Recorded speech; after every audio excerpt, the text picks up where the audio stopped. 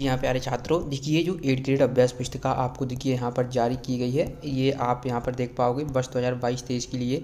देखिए ये सत्र आपका जो वर्ष 2022-23 के लिए कक्षा 7 की विषय विज्ञान, गणित एवं समाज विज्ञान की जो 8th ग्रेड अभ्यास पुस्तिका आपके लिए जारी की गई है। तो इस वीडियो में हम उसका कंप्लीट सॉल्यूशन लेकर आ चुके हैं। तो चलिए देखते हैं। तो बता दें कि इस वीडियो में आपको कक्षा 7 का जो गणित विषय का है, यहाँ पर आपको उत्तर बताए जाएंगे। ओके, तो जैसा कि हमने इससे पहले अध्याय 1, 2, 3, 4, 5 तक देख लिए थे। इसके बाद देखिए आप अध्याय 6 से लेकर हम आपको अध्याय, यहाँ पर आप लास्ट जो देखोगे सबसे जो लास्ट है अध्याय कौन सा है, 6 से हम अध्याय 11 तक कंप्लीट इस वीडियो में करेंगे। तो यदि आपने 6 से अध्याय 11 तक अपनी जो कार्य पुस्तिका है उसमें अगर आपने नहीं लिखे हैं आंसर, तो इस वीडियो को देखकर आप समझ सकते हो और उत्तर लिख सकते हो। तो चलिए देखते हैं। यहाँ पर प्रश्न 1 है कि आकृति में अज्ञात x का मान ज्ञात कीजिए। तो यहाँ पर हमें एक त्रिभुज दिख रहा है, इसमें हमें ये x की वैल्यू ज्ञात करना है। जबकि आप जब देखोगे कि ये समकोण है यानी कि 90 डिग्री बनेगा और यहाँ पर ये 30 डिग्री दिया है। हम जानते हैं कि त्रिभुज के तीनों कोणों का योग कितना होता है, 180 डिग्री होता है ना। तो एक हमें 90 डिग्री दिया है, दूसरा हमें 30 डिग्री दिया है ना, और हमें तीसरा निकालना है, दूसरा हमें 30 डिग्री दिया है। ठीक है, तो 9 3 कितना, ये होगा आपका 120 डिग्री प्लस x बराबर 180 डिग्री है ना। तो 120 इधर आएगा, 180 में से घटाएंगे कितना बचेगा आपका यहाँ पर 60 डिग्री। तो छात्रों इस तरीके से आप x की वैल्यू निकाल लेना। तो इस तरीके से आप पहले प्रश्न का उत्तर कर लीजिएगा।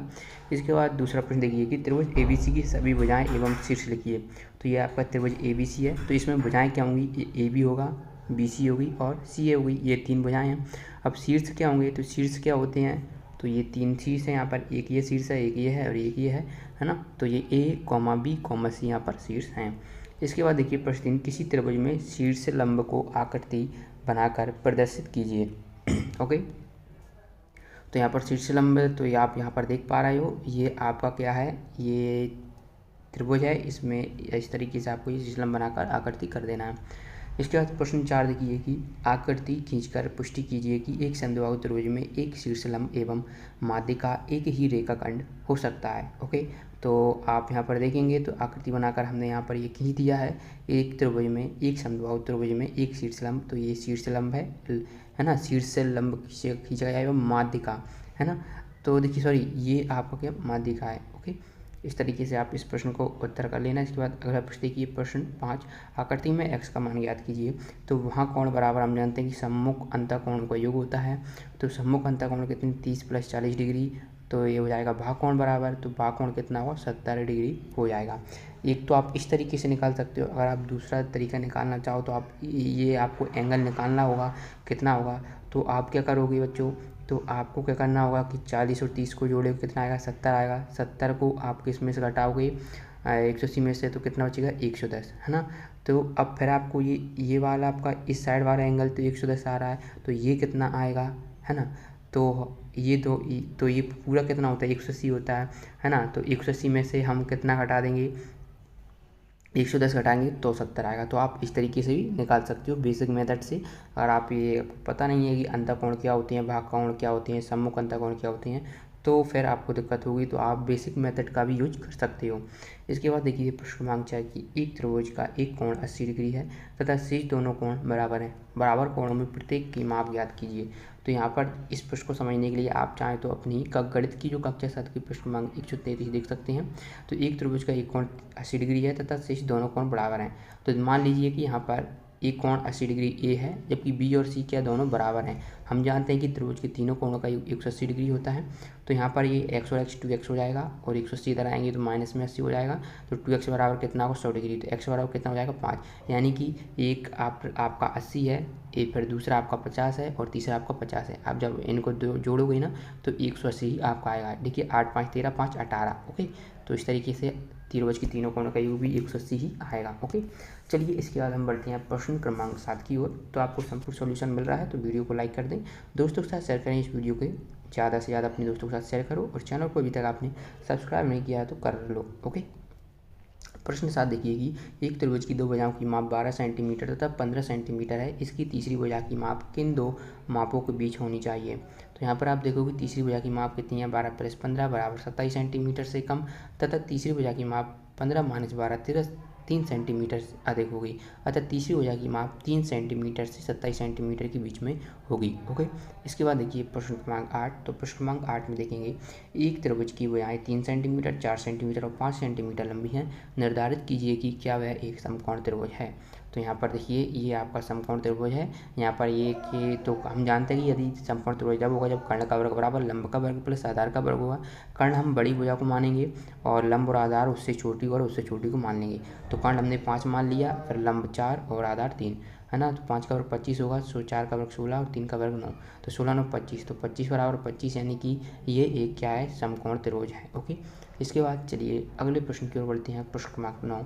प्रश्न क्रमांक 9 है कि एक पेड़ भूमि से 5 मीटर की ऊंचाई पर टूट जाता है एवं इसका ऊपरी सिरा भूमि को उसके आधार से 12 मीटर की दूरी पर छूता है। तो पेड़ की ऊंचाई ज्ञात कीजिए। तो बच्चों हमें पेड़ की ऊंचाई निकालना है। तो किस तरीके से आप निकालोगे, तो देखिए पहले क्या, एक पेड़ की भूमि से 5 मीटर की ऊंचाई पर टूटता है। ओके, तो मान लीजिए ये एक पेड़ है जो कि ये 5 मीटर की ऊंचाई पर ये टूट गया है, ठीक है।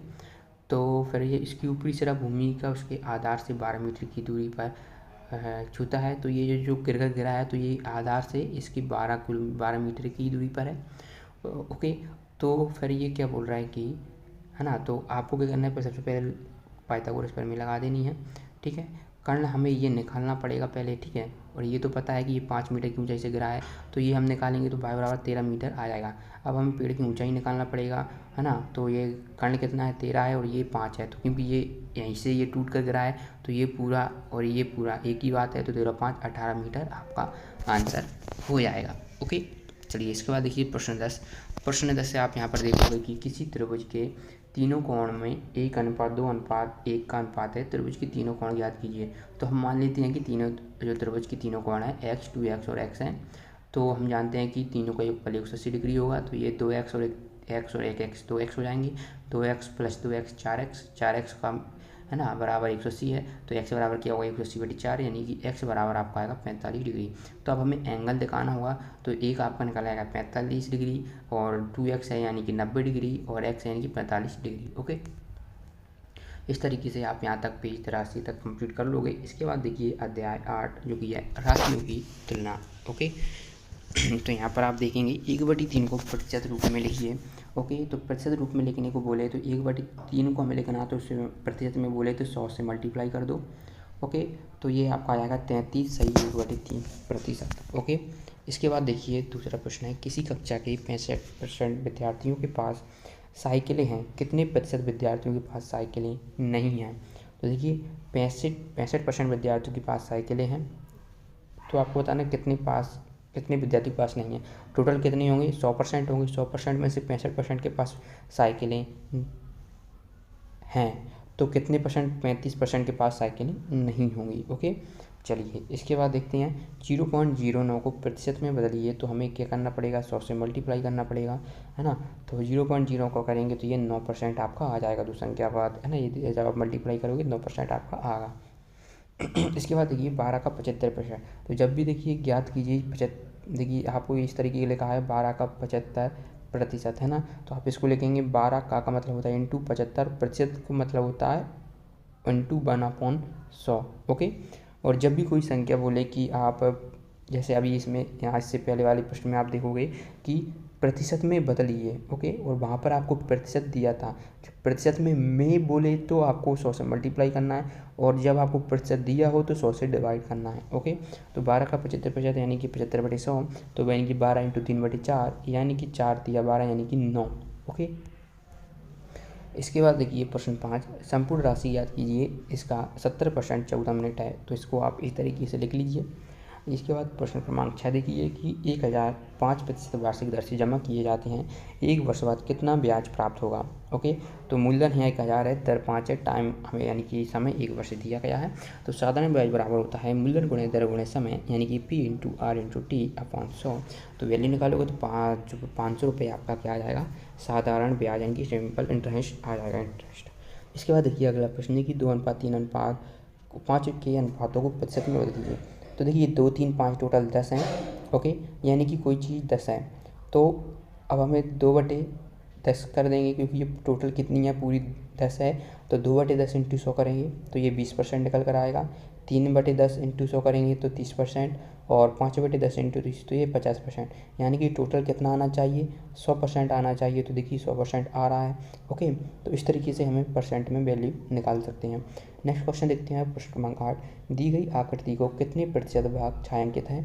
तो यहाँ पर आप देखेंगे 1 2 3 4 5 6 7, टोटल भाग कितना है।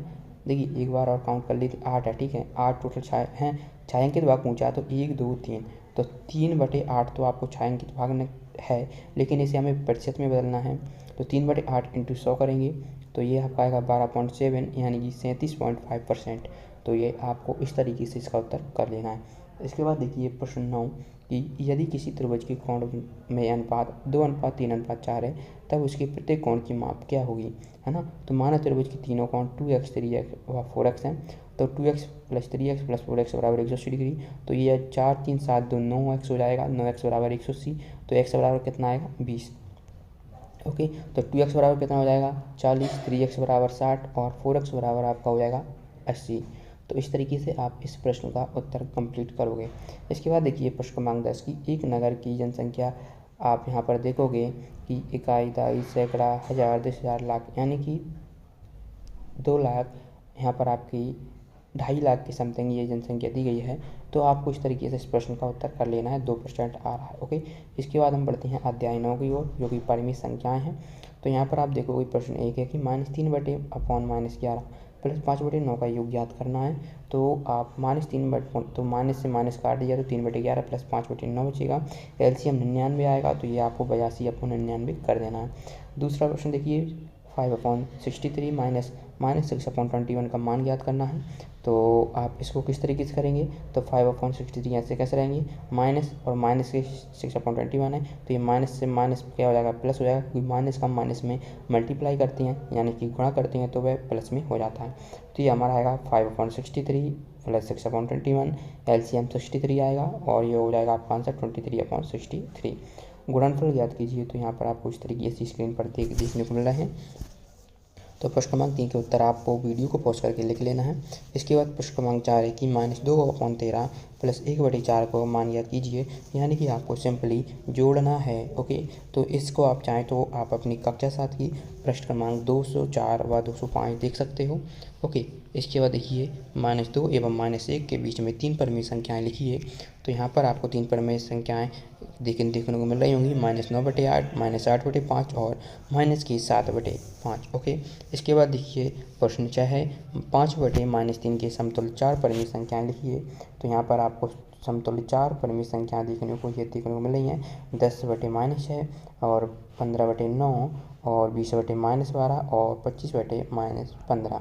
ओके, तो इस तरीके से आप कर लेना। ध्यान दें यहाँ पर 15 -9 होगा। ओके, इसके बाद देखिए प्रश्न 7 3 सही 2/7 और -3 सही 4/5 में सबसे कौन सी बड़ी संख्या है ना।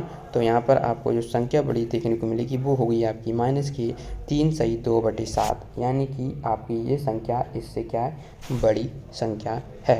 ओके छात्रों, इसके बाद देखिए प्रश्न 8 दिया गया है कि सतपाल किसी स्थान P से पूर्व दिशा में 2/3 किलोमीटर चलता है और फिर वहाँ से पश्चिम दिशा में 1 सही 5/7 किलोमीटर चलता है। अब वह P से किस दिशा में तथा कितनी दूरी पर होगा। बिंदु P से सतपाल की दूरी आपको देखिए इस तरीके से आप इस प्रश्न का उत्तर कर लेना। ओके, तो प्रश्न 9 देख लीजिए। प्रश्न 9 यहाँ पर आपको दिया गया है, इसका वीडियो को रोककर उत्तर नोट डाउन कर लीजिए, है ना। इसके बाद प्रश्न 10वां है प्रश्न, तो इसको भी आप वीडियो को रोककर आप अपनी कार्य पुस्तिका में जो आपकी दी गई है उसमें नोट डाउन कर लें। ओके, इसके बाद है आपका अध्याय 11 परिमाप और क्षेत्रफल। तो निम्न त्रिभुजों का क्षेत्रफल ज्ञात करना है। तो त्रिभुज का क्षेत्रफल होता है 1/2 आधार गुणी ऊंचाई। तो 1/2 आधार है 5 और ऊंचाई है 3.2, तो ये हमें निकल कर आएगा 8 सेंटीमीटर स्क्वायर। ओके, इसके बाद प्रश्न क्रमांक 2 है, तो एक वृत्ताकार तस्तरी की परिधि ज्ञात कीजिए जिसकी त्रिज्या 14 सेंटीमीटर है। तो परिधि बराबर होता है 2πr। तो यहाँ पर आपका 88 सेंटीमीटर आपका जो वृत्ताकार की जो तस्तरी है वो कितनी है, 88, यानी कि 88 सेंटीमीटर। इसके बाद देखिए एक 49 मीटर वाले व्यास वाले वृत्त का क्षेत्रफल ज्ञात कीजिए। तो त्रिज्या बराबर होता है व्यास अपॉन 2। तो जो त्रिज्या है यहाँ पर हमारी निकलेगी 49/2 और वृत्त का क्षेत्रफल होता है πr²। तो इसका निकल कर आएगा 1886.5 मीटर स्क्वायर। इसके बाद प्रश्न 4 देखिए, एक समांतर चतुर्भुज की आकृति बनाइए एवं इसके क्षेत्रफल का सूत्र लिखिए। तो ये वीडियो को रोककर आप इसको उत्तर लिखें। प्रश्न 5 है और ये भी आप वीडियो को पॉज करके आप इसका उत्तर नोट डाउन कर लें। इसके बाद हम बढ़ते हैं अगले प्रश्न की ओर। प्रश्न क्रमांक 6 है, तो इसे भी आप अपने वर्कबुक में नोट डाउन कर लीजिए। ओके, तो यहाँ तक आपको कर लेना है। फिर इसके बाद आपको देखने को मिलेगा प्रश्न क्रमांक 7। तो वीडियो को रोककर आप अपनी कार्य पुस्तिका में इन सभी प्रश्नों के उत्तर लिख लें। ओके, ये प्रश्न 8 है, तो प्रश्न क्रमांक 8 का उत्तर भी आप वीडियो को रोककर लिख सकते हो। ओके, अगर कोई भी डाउट हो तो फिर कमेंट बॉक्स में पूछ लीजिए। ओके, इस तरीके से हमने आपको ये अध्याय 11 तक आपको हमने कंप्लीट करवा दिया है। ओके, आगे की देखने के लिए चैनल को सब्सक्राइब कर लें और बता दें चैनल को सब्सक्राइब करना बिल्कुल फ्री होता है। ओके, ऐसी वीडियो पाने के लिए आप चैनल को सब्सक्राइब जरूर करें और वीडियो को अभी तक आपने अपने दोस्तों के साथ शेयर नहीं किया तो जल्दी से कर दें। मिलते हैं नेक्स्ट वीडियो में, धन्यवाद।